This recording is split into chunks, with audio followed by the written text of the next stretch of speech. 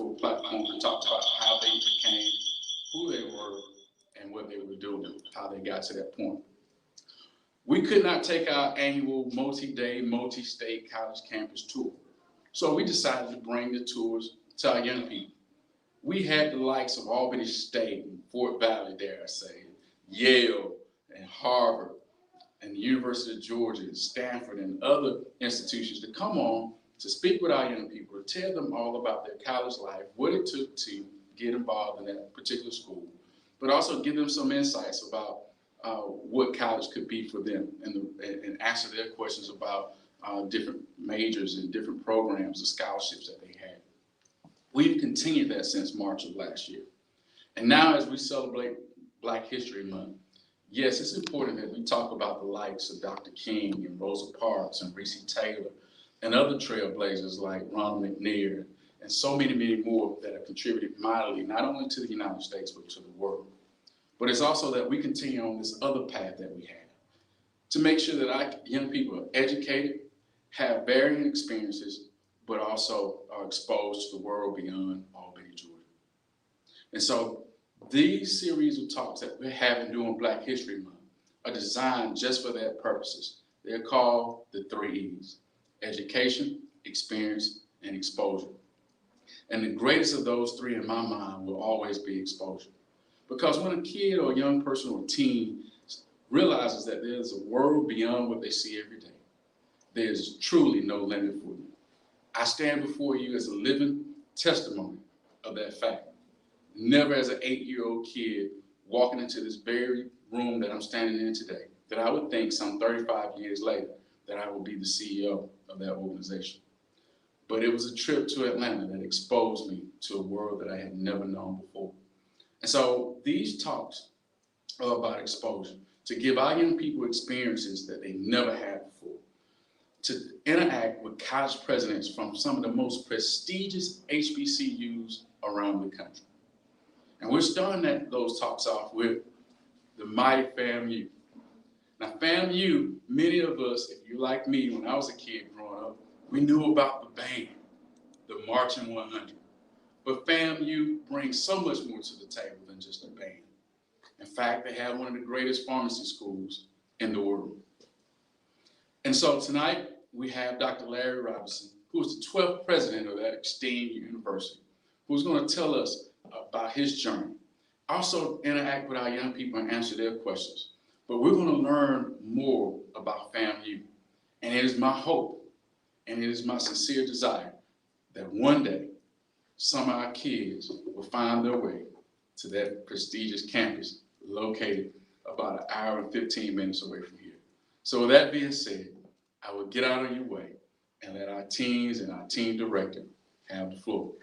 Thank you very much, Dr. Robinson, for your willingness and for all that you have and continue to do to support young people and to make sure that they are able to realize their great futures, whether it's at Boys and Girls Club, on the campus of FAMU. Thank you. Thank you so much, Mr. Laster. It gives me great privilege and honor to introduce our special guest and panelists for today, none other than the 12th president of FAMU, Dr. Larry Robinson, along with our Keystone president, Ms. Kamara King, and our Keystone vice president, Ms. Akia Robinson, and one of our most distinguished special guests, who is always the voice behind team program, Mr. Omari Taylor. They're coming today to interact with Dr. Larry Robinson to share in these questions that our teams have researched. They spent numerous of hours preparing for this opportunity. And as always, we always say welcome to Ram Country, but most importantly, Dr. Robinson, welcome to Albany, Georgia. So we're going to kick off with Ms. Akia Robinson, and she's going to come and start us off with our panel discussion, and we hope that you enjoy this experience. Thank you so much.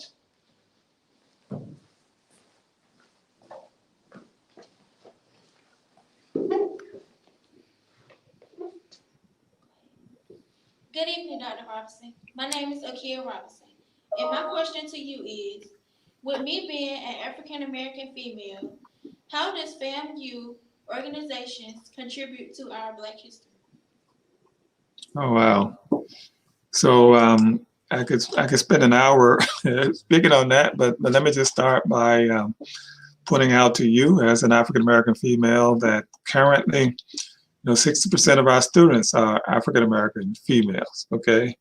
And so a lot of the work that we do is to ensure that young people like yourself, female students, get on to that next stage in their lives. So I was telling this story earlier this week about, my first PhD student at FAMU was an African American female, and she finished in 2004. And now she's a director at one of the major research laboratories run by the National Oceanic and Atmospheric Administration.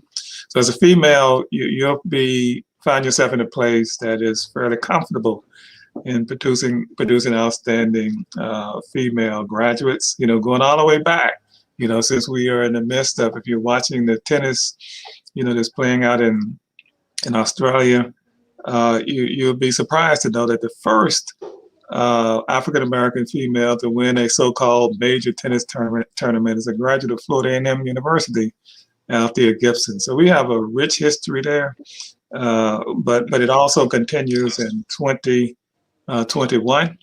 And so everyone who comes to our campus, male, female, black, white, brown, whatever, we consider them a part of the family. And our job is to make sure that we provide to you an opportunity to get on to the next level, whether that's to get into the world of work or to go to some professional or graduate school. Okay. Thank you. That's good to hear. Also, with my academic excellence and me having a 3.7 GPA and wanting to attend FAMU in the fall, how can I one day become a presidential scholar? Well, keep up that great academic work because it's a very competitive, scholarship that we have. And let me just tell you a little bit about that environment in terms of the admissions process. Right now we have over 7,000 students who have applied for the fall admission of 2021. Okay, and we're probably only going to admit 2,000 to 2,500 students. The average high school GPA of the students who have been admitted to the fall is 3.9. Okay, and so that's the company that you're going to be in. So in order to be a presidential scholar at FAMU, it starts right now, right? Not when you get into the 11th to 12th grade. It's all the way back to middle school when those courses start counting towards your GPA. Also, when those courses start counting for getting you to those kinds of courses that's going to make you more competitive. And I would advise each and every one of you, don't look for an easy route, right? While you're in, K through 12, take the greatest challenges available to you because that'll get you ready for FAMU or anywhere else. But for FAMU, the presidential scholarship is very, very competitive. Some of the best and brightest students in this country, and a lot of them actually from Georgia, have competed successfully for those. So get ready now. Start getting ready now. Okay. Thank you. Now I will turn it back over to Mr. Simmons.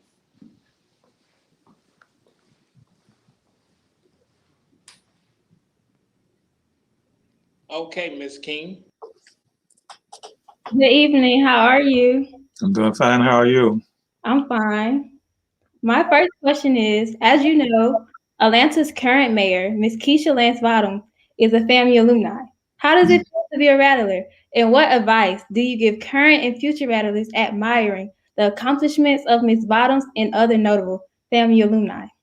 So isn't it amazing that, Mayor Keisha Lance Bottoms came to FAMU as a journalism major, right? And she is now, the major, the mayor of one of the major cities in this nation. But not only is she running that city well, but she has embedded in her all of those characteristics that we, try to lend to our students while they're here. And that is a sense of giving back. and caring for others. She could have easily, rested on her own laurels and got a great job and went home, raised her family, and lived happily ever after. She didn't do that. She decided she was destined to do more.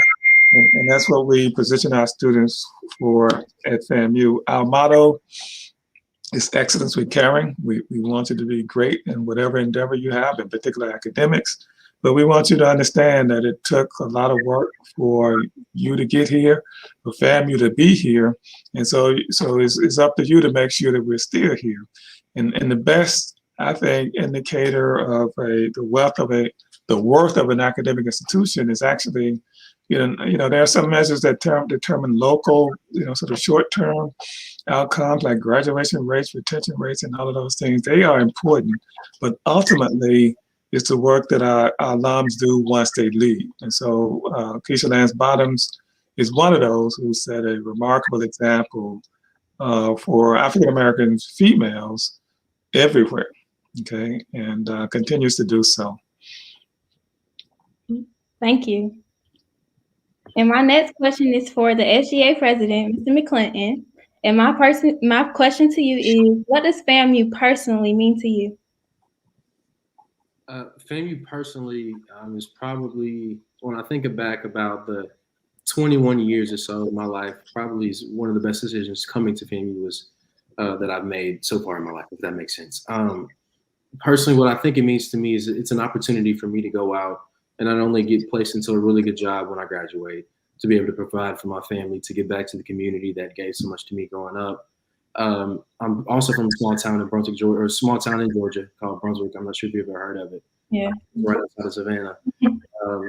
And when I think about kind of the background that I grew up in and where I come from, just the opportunity for FAMU to kind of give me the skills that I need to know, to go out and to become a better all-around human being, to be a better professional, to have the economics background, which I've been studying for the past 4 years, to have all of that information at my fingertips, and to go out into the world and become whatever it is that I want to be, and have the tools, the network, and all of the resources that I need to be whatever it is that I decide to do.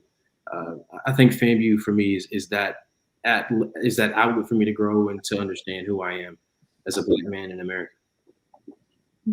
Thank you. I'll turn it back to Mr. Simmons. Thank you for both answering my questions. You're welcome.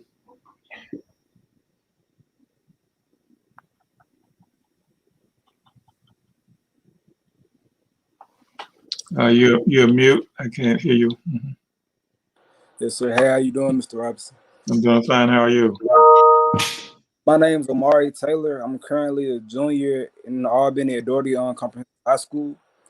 And my first question for you is, as the 12th president of FAMU, home of the Rattlers, what does Black History Month mean to you? Well, I think for us, Black History Month is every day, right? All of the time, right? Because we are contributing to,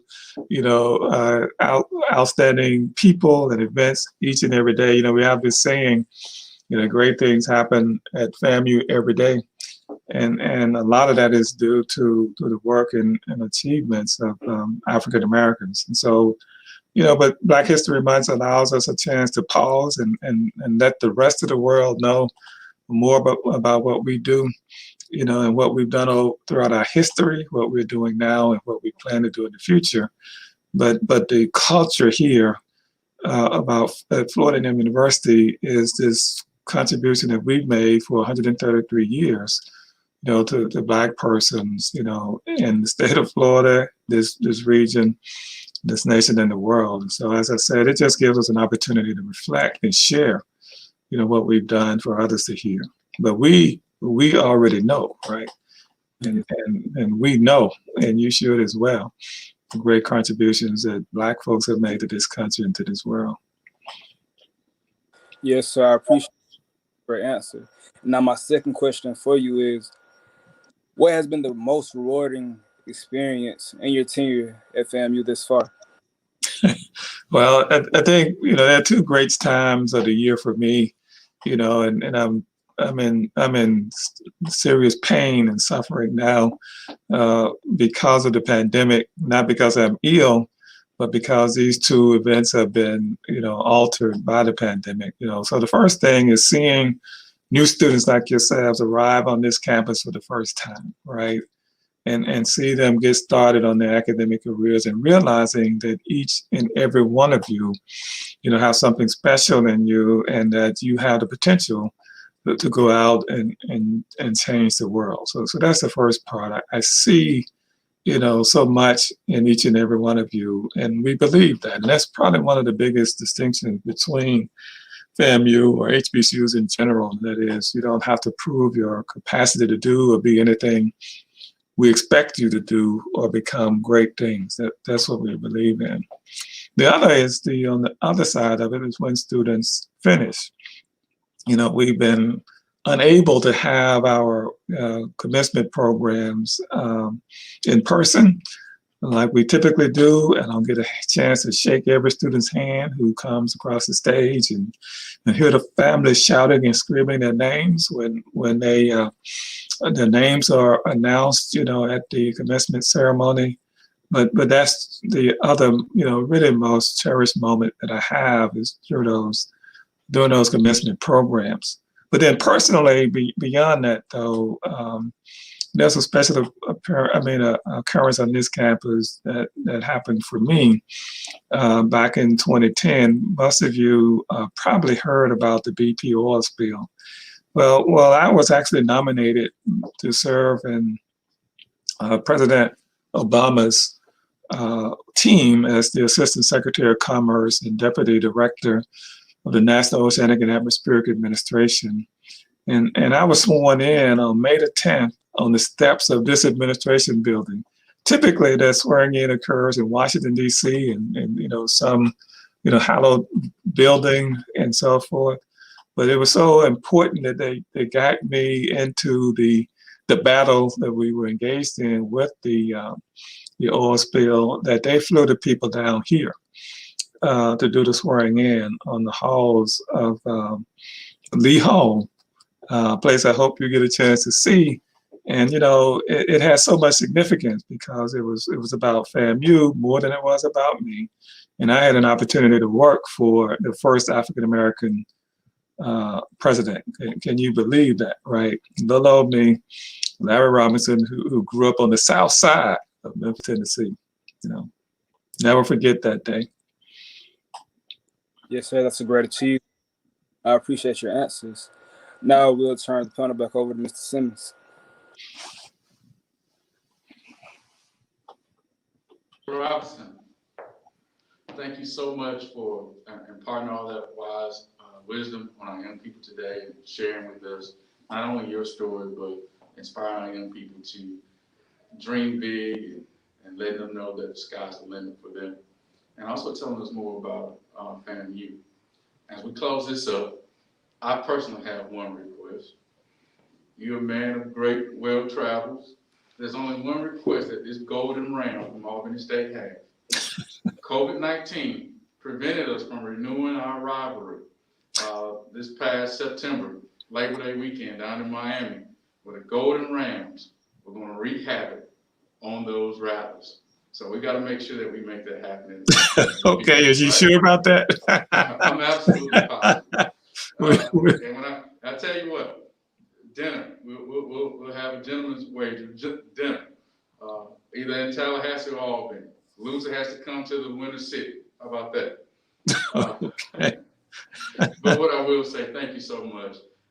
Really been eye-opening for me, and I do hope that we will have some young people that will move forward and go on to FAMU. The Boys and Girls Club, our whole thing, like I said, is making sure that kids are prepared and ready, especially our teens. We want to make sure that they're able, when their days in high school are done, that they're prepared to go to college, vocational school, the military, and the world of work, prepared and ready to realize their great future.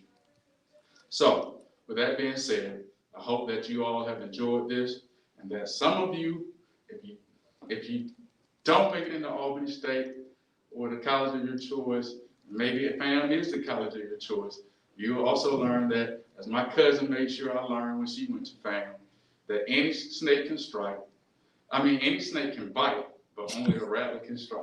So go Rattlers. Thank you. All right, Mr. thank Robinson, you. so much. Thank you very much. And good luck, guys. Hope to see you on the Hill here in Tallahassee. Remember, it's the best place for you. Come join us. Thank you so much.